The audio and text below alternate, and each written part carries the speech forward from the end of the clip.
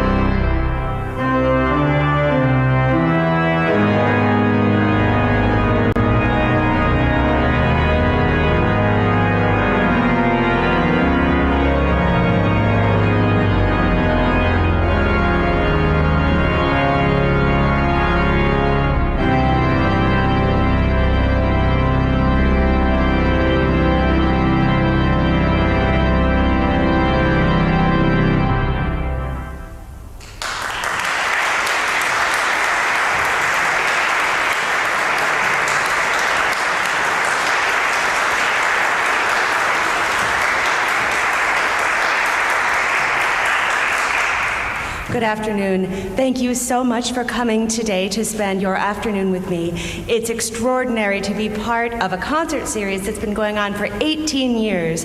And when I read the guest book of organists who have been here and signed, it was a list of everybody that I've always wanted to be and a whole bunch of colleagues that I adore who had such glowing things to say about your beautiful instrument. So thank you so much to my extraordinary host, Dr. Portman, and to Ben Owen, the music director. It's just a pleasure to be here, so thank you very much. I'd like to tell you a little bit about some of the music. I love to talk about music because I'm a music history teacher, so this is my favorite thing, so I apologize if I go on too long. Herbert Howells, for aficionados of church music, needs probably the least introduction, but his music is extraordinarily influential, and he's really one of the most important and exalted English Romantic composers for the organ. This is the sixth of his two sets of psalm preludes, and they're all based on scriptural incipits. This one is Sing a New Song, and it's very exuberant and exclamatory, but in his slower, smokier pieces, there's a great deal of spirituality and a lot of jazz influence as well. Healy Willan came to Canada by way of England and is again another very important church composer who wrote a lot of works for the organ that aren't heard quite as often as his church music still is. This elegy is excerpted from a larger work, the Rondino Elegy in Chaconne, and I had the privilege of making a recording of this at Hereford Cathedral, but it's extremely beautiful, similar to Howells in era, but it's a very introspective piece that allows you to take this beautiful organ from a whisper to a roar and then back again, and it's one of my favorite pieces. The third piece on the first portion of the program, again, we will stay in England. Those of you that know me know I have a particular affection for seeking composers who perhaps have not yet had a chance to have their day in the light for, honestly, often the most innocent of reasons, because the world is filled with so much good music, you have to choose sometimes, and if you are in the shadow of someone like Herbert Howells, you don't always get as much notice. But Harvey Grace was known during his lifetime primarily as an author. He wrote some of the first books on César Franck and Johann Sebastian Bach, and he only wrote, I think, 28 pieces for the organ. And again, I had the incredible and unintentional privilege of making the world premiere recording of his Rhapsody in England on the Hereford organ at Hereford Cathedral, and it's a really fabulous piece.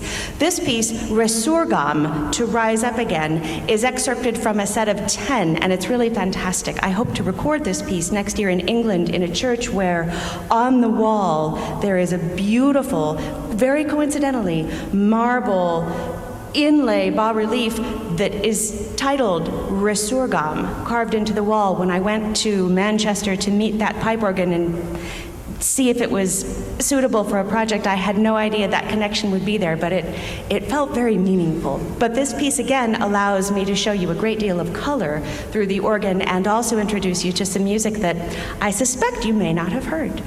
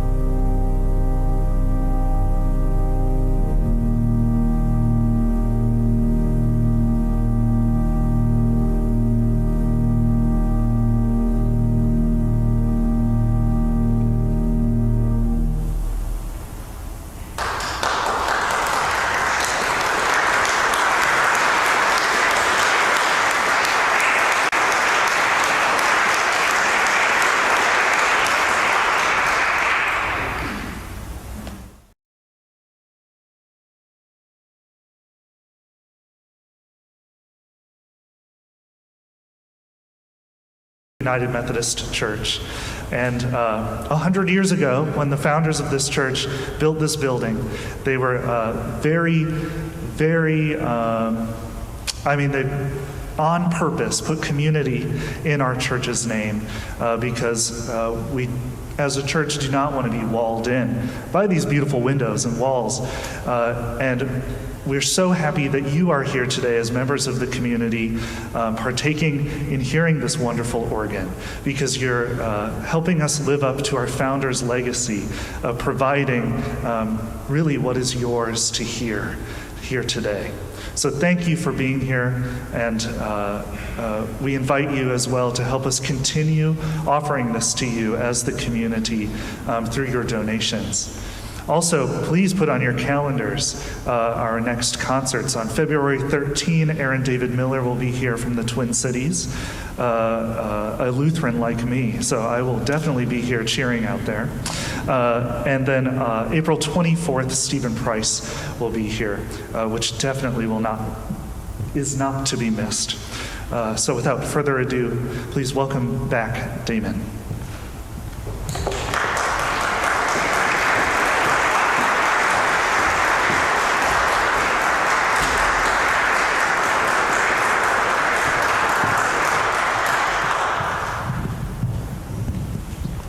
I hope I didn't turn it off. Oh, good.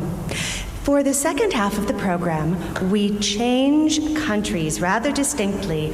All of you, especially those of you who come to these concerts or attend this wonderful church, are certainly well aware of the fact that this organ speaks French beautifully. So, the first composer that I will start this half with is a very important composer to me personally. This is the man on whom I wrote my dissertation, and I've done some recording projects, and it's sort of I assume it's every musician's dream, to find a box of undiscovered manuscripts in someone's attic.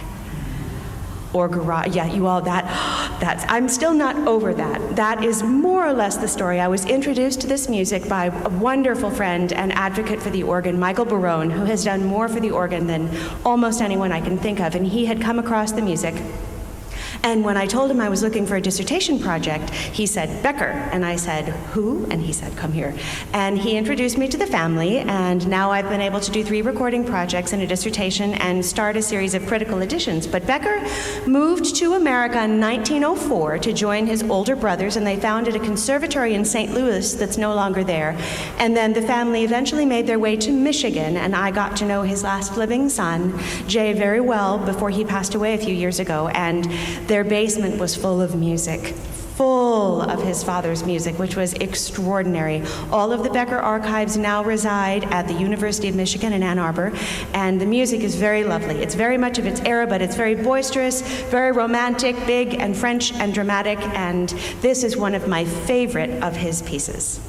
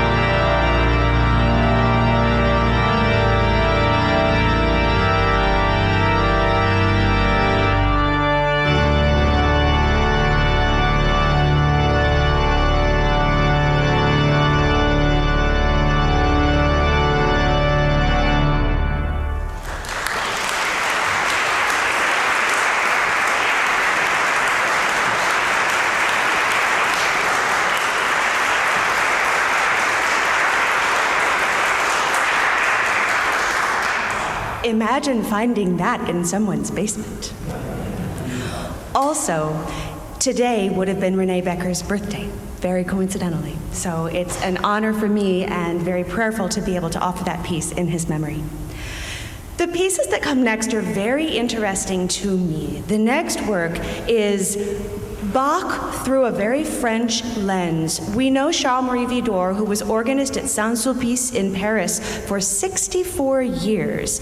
He wrote several organ symphonies for which he is extremely famous, that organists adore, but towards the end of his life, he wrote a series of pieces that are transcriptions of other works by Johann Sebastian Bach, and they are absolutely masterful. They're incredibly hard to play, but they're very beautiful.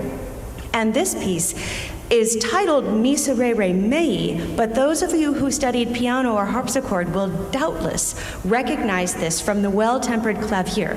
And what do organists do when they want to take something for another instrument and give it to the organ and make it harder? You put everything in the feet.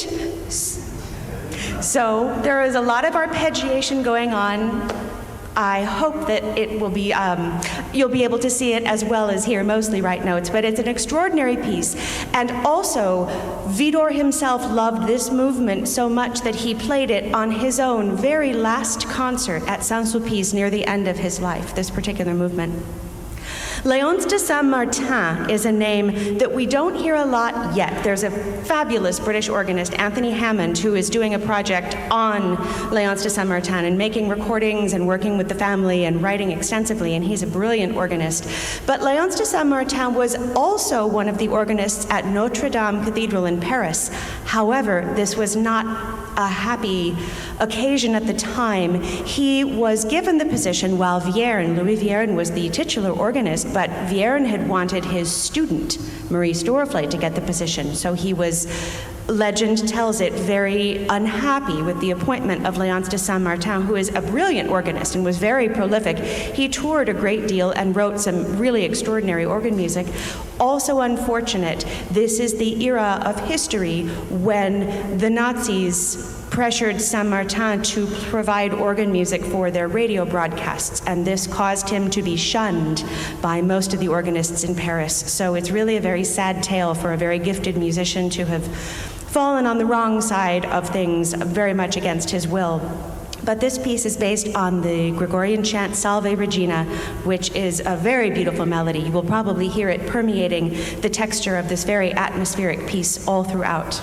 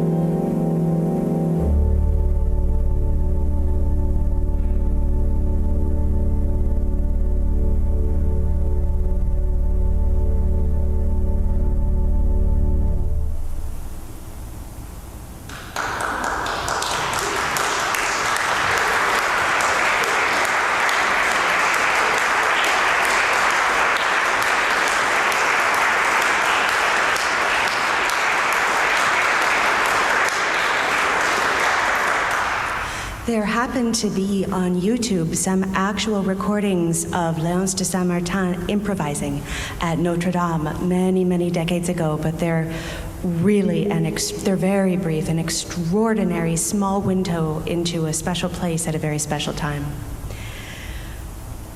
There is a lot of organ music in D minor. A lot of organ music in D minor. There have been several pieces on this program in D minor. This symphony is in D minor. D minor is my favorite key, which was very thoughtful of my parents when they named me, because in the musical alphabet, my name spells a D minor triad before it gets very minory and interesting, so I appreciate their forethought about that. Pierre Kunc is another composer who was brilliant and recognized during his lifetime, but was in the shadow of another, and the person in whose shadow he was his older brother, who was also a very well-known organist and composer.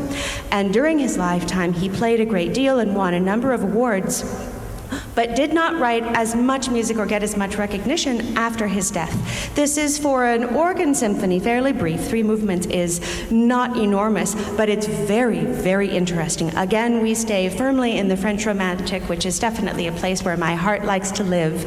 And it shows off many colors of the organ. One of the unique features of this piece that is unique to many organ symphonies, is that it is cyclical. By which I mean there are themes and musical motives that are found in all 3 movements that connect them. They're not overt, they're very subtle, but it provides a unity among the movements that is very appealing, and the themes are very interesting to see how the composer develops them. The challenge for you is to find all of the themes when they recur, because they're very delicate and interesting and brief. The challenge for me is that he never does the same to them more than once. So it gets harder and harder and harder. But it's an extraordinary symphony, and it's a pleasure to play it for you. And I would wager that it may not have been performed in America by anyone other than me in living memory, though I would welcome to learn that it had been. I have a colleague and friend in England, again, Anthony Gritton, who is working on this music as well, and we've had some wonderful exchanges about it, and I have so enjoyed his insights and his performances. So, Pierre Kunc, Symphony in D minor.